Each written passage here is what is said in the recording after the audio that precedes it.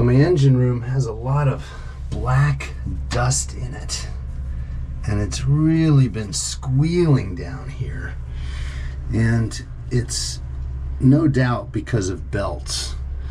And I think I'm wearing the belts down so much it's creating all this dust and making squeaks. And another thing I'm looking at is, look how recessed this is.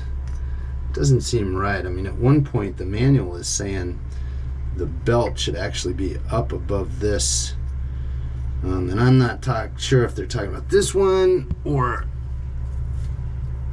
that one down there, but we'll find out. So step one, let's take off the alternator belt and let's compare it to a new belt. This alternator needs to come off. The alternator belt needs to come off. Now the alternator's hot.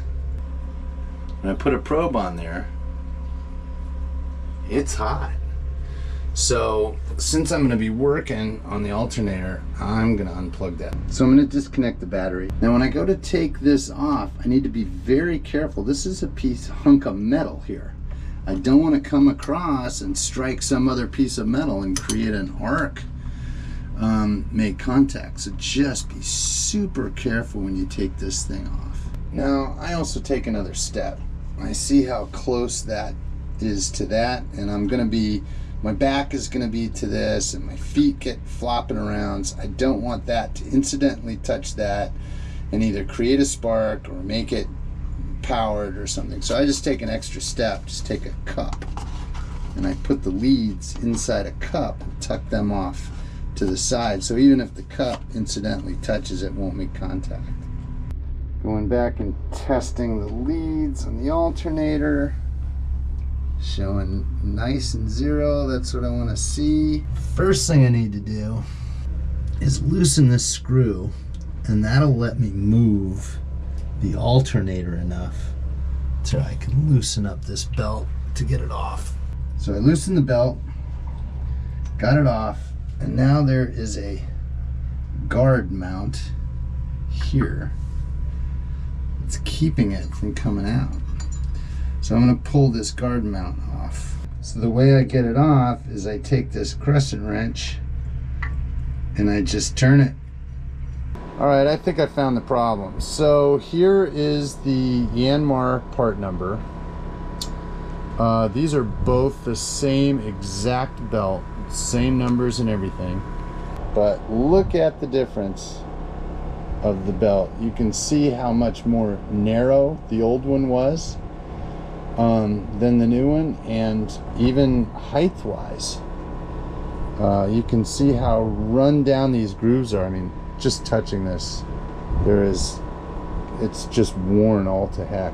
So that's definitely the problem. Now this belt is described in the manual as being 8-1, which is no doubt a replacement for an older part, and that older part looks like this and has no grooves. So I think I'm going to try the older part now, thinking that maybe this type of belt is not friendly, because it couldn't possibly be something like I put it in too tight or something like that, or made it too loose. No way. There's no way that could happen. It has to be the fault of the belt.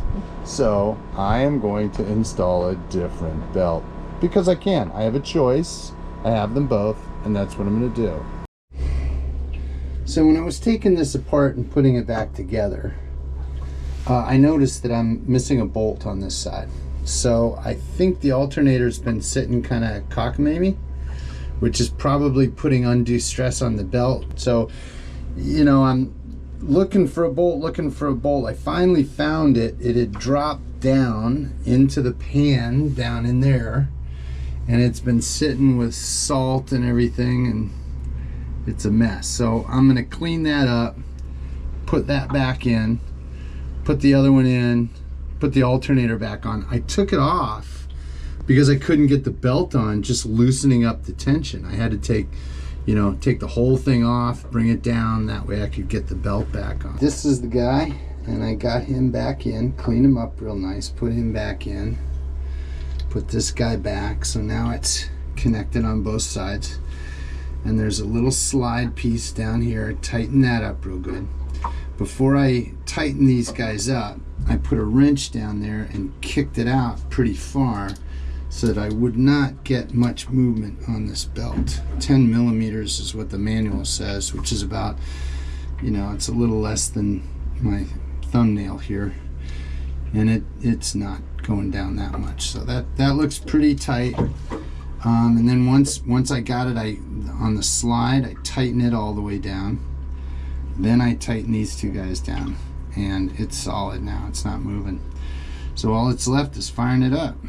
All right, firing it up. Belt's turning. Looking good.